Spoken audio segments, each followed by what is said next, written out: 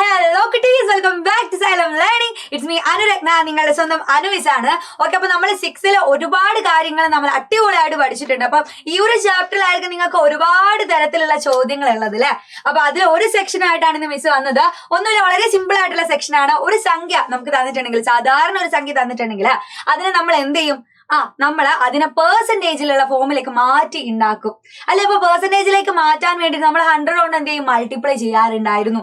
പക്ഷെ ഇവിടെ നമുക്ക് തരുന്നത്, നമ്മുടെ ടെക്സ്റ്റ് ബുക്കിൽ നമ്മുടെ ചാപ്റ്ററിൽ നമുക്ക് തരുന്നത് ഫ്രാക്ഷൻ ആയിട്ടുള്ള നമ്പർ ആണ്. ഒരിക്കലും ഫ്രാക്ഷൻ പെർസെന്റേജ് തന്നിട്ട് മറ്റൊരു പെർസെന്റേജിലേക്ക് മാറ്റി എഴുതാനല്ല.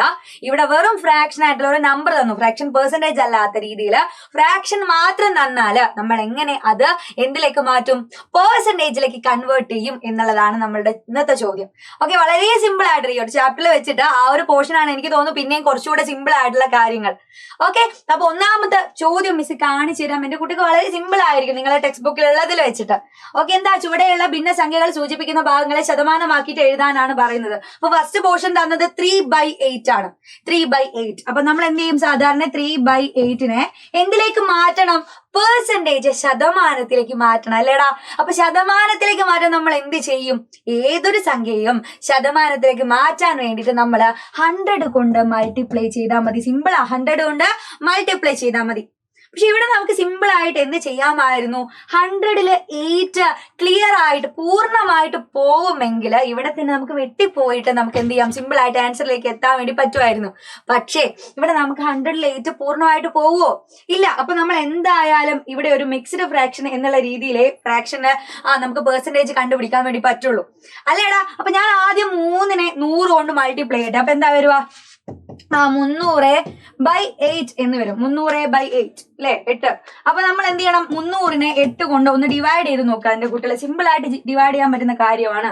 30ൽ 8 എത്ര തവണ പോകും? 3 തവണ പോകൂലെ.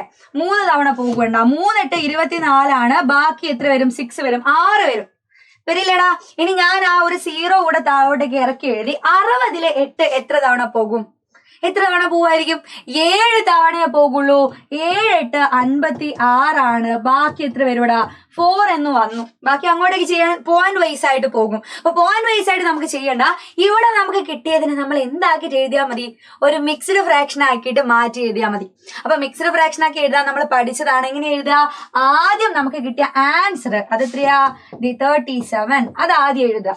എന്നിട്ട് എന്ത് ചെയ്യണം? കിട്ടിയ റിമൈൻഡറിനെ 4നെ ഈ 8 കൊണ്ട് എന്ത് ചെയ്യണം? ഡിവൈഡ് ചെയ്യണം. അപ്പൊ ഈ ഒരു രീതിയിൽ നമുക്ക് എന്താക്കിട്ട് എഴുതാം? മിക്സ്ഡ് ഫ്രാക്ഷൻ ആക്കിയിട്ട് മാറ്റി എഴുതാം. അപ്പൊ നമ്മൾ എന്താക്കി?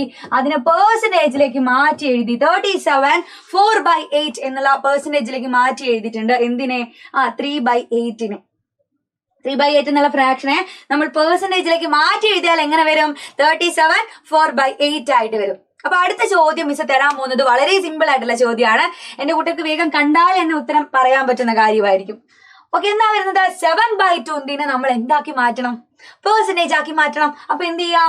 7/20 × 100 ചെയ്താൽ മതി. പോരേടാ, മതി. അപ്പൊ ഇവിടെ നമുക്ക് വളരെ സിമ്പിൾ ആയിട്ട് ചെയ്യാൻ പറ്റുന്ന ഒരു പോർഷൻ എന്ന് പറയാൻ കാരണം 100ൽ 20 നമുക്ക് സിമ്പിൾ ആയിട്ട് എന്താക്കാം? പോകും. 100ൽ 20 പൂർണ്ണമായിട്ട് പോകും. എത്ര ടൈംസ് പോകും? 100ൽ 20 5 ടൈംസ് പോകും. 5 തവണ പോകും. ഇനി നമ്മൾ സിമ്പിൾ ആയിട്ട് എന്ത് ചെയ്താൽ മതി? 7നെ 5 കൊണ്ട് മൾട്ടിപ്ലൈ ചെയ്താൽ മതി. 7 5 35 35% എന്ന് കിട്ടി. നോക്കിക്കേ, ഇവിടെയുള്ള 7/20 എന്ന് പറഞ്ഞ ഫ്രാക്ഷനെ നമ്മൾ പെർസെന്റേജിലേക്ക് മാറ്റി. എത്രയാ? 35%. സിമ്പിൾ ആയിട്ട് കണ്ടുപിടിക്കാലോ. അങ്ങനെയാണെങ്കിൽ ഇത്രയും സിമ്പിൾ ആയിട്ടുള്ള ചോദ്യം മക്കൾക്ക് വേറെ എവിടെ ഉണ്ടാവില്ല. ഇത് ഇങ്ങനെ തന്നെ നമ്മൾ 100 കൊണ്ട് മൾട്ടിപ്ലൈ ചെയ്യാം, അതിനെന്താക്കുക? പെർസെന്റേജിലേക്ക് മാറ്റാം. ഓക്കെ, അങ്ങനെ റെഡി ആണെങ്കിൽ ഒരു ചോദ്യം മിസ് തരുന്നതായിരിക്കും. അത് ഇതാണ് നിങ്ങളുടെ ഇന്നത്തെ ഹോംവർക്ക്. ഒരു കുഞ്ഞു ഹോംവർക്ക് ആണ്. എന്ത് ചെയ്യുക? അത് 2/3നെ നേരെ ഒന്ന് പെർസെന്റേജിലേക്ക് ഇതേപോലെ ഒന്ന് കൺവേർട്ട് ചെയ്ത് വെക്കുക. എന്നിട്ട് എത്ര കിട്ടുന്നുള്ളത് എന്റെ കുട്ടികൾ എന്ത് ചെയ്യണം? ഓടി വന്ന് കമന്റ് ബോക്സിൽ പറയണം. അത്രയും സിമ്പിൾ ആയിട്ടുള്ള ഒരു പോർഷൻ ആണ്. ഓക്കെ, അപ്പം നമ്മൾ ഈ ഒരു ചാപ്റ്ററിൽ ഒരുപാട് കാര്യങ്ങൾ ചർച്ച ചെയ്തു. ഓക്കെ, ഇനി അടുത്ത ചാപ്റ്ററിലെ എന്തെങ്കിലും കാര്യങ്ങളൊക്കെ എന്റെ മക്കൾക്ക് സംശയം ഉണ്ടെങ്കിൽ, ഈ ഒരു ചാപ്റ്റർ ആണെങ്കിൽ എന്റെ മക്കൾക്ക് പറയാം. ഒക്കെ നിങ്ങൾക്ക് കമന്റ് ബോക്സിൽ എന്ന് പറയാം. നമ്മളെ ക്ലാസ്സിന്റെ കാര്യങ്ങളും മക്കൾക്ക് വരുന്ന ലൈവിലുള്ള ഡൗട്ട് ആണെങ്കിലും എന്താണെങ്കിലും ഏതൊരു കമന്റ് ബോക്സിലും, സൈലത്തിന്റെ ഏതൊരു കമന്റ് ബോക്സിൽ പറഞ്ഞാലും എന്റെ മക്കളുടെ ഡൗട്ടും ബാക്കിയുള്ള എല്ലാത്തിന്റെയും ക്ലിയറിംഗ് സെക്ഷൻ ഒക്കെ ആയിട്ട് മിസ് അടുത്തൊരു ക്ലാസ്സിൽ വരുന്നതായിരിക്കും. അതുവരെ ബൈ ബൈ.